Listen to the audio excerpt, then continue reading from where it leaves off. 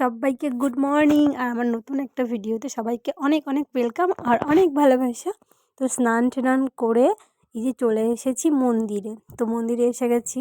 তো আমাদের মন্দিরটা না এখনও কমপ্লিট হয়নি, তো সেই কারণে ঠাকুর দুটো ঘরেই আপাতত আছে, কাকিমার ঘরে আছে আর কি। তো মন্দিরটা হয়েই এসছে প্রায়। তো যখন আমাদের বাড়ি পুজোটা হবে তখনই মন্দিরটা একদম উদ্বোধন করে তখনই ঠাকুরগুলো আর কি ঢুকিয়ে দেবে আর কি। তো এই যে রেডি মানে স্নান টান করে চলে এসেছিলাম মন্দিরে। তো ঠাকুরটাকে নিয়ে সবাই বেরোবে আর কি। শীতলা পুজো মানেই 3 দিন ঘুরতে হয়, আর 4 দিনের দিনকে আমাদের বাড়ি পুজো হয়। তো এই যে তার জন্য সকাল সকাল উঠে গেছিলাম, সব কিছু গুছিয়ে রেডি করছিলাম আমি।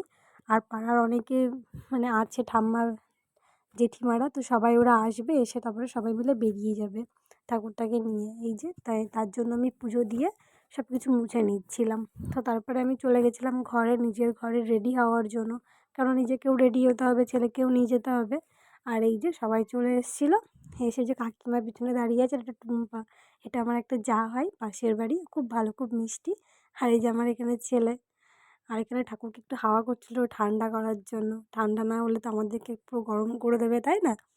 আর এখানে আমরা সবাই বেরিয়ে গেছিলাম। এই যে ঠাকুরটাকে দেখতে পাচ্ছ যে কুলোটা আছে, ওই কুলোটাতে সুন্দর করে ঠাকুরকে সাজিয়ে গুছিয়ে তারপরে আমরা সবাই বেরিয়ে গেছিলাম। এই যে আর এত রোদ্দুর, কি বলবো তোমাদের, ভীষণ রোদ্দুর, রোদ্দুরে পুরো টাক ফেটে যাচ্ছিল।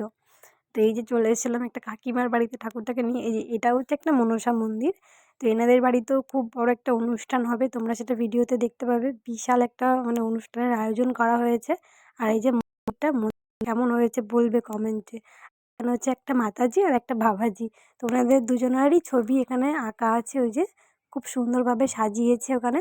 আর এই যে জায়গাটা দেখতে পাচ্ছ কত সুন্দর দিদিবাড়ি। জানো তো, মন্দিরটা এত সুন্দরভাবে সাজিয়েছে না, খুব সুন্দর লাগছিল।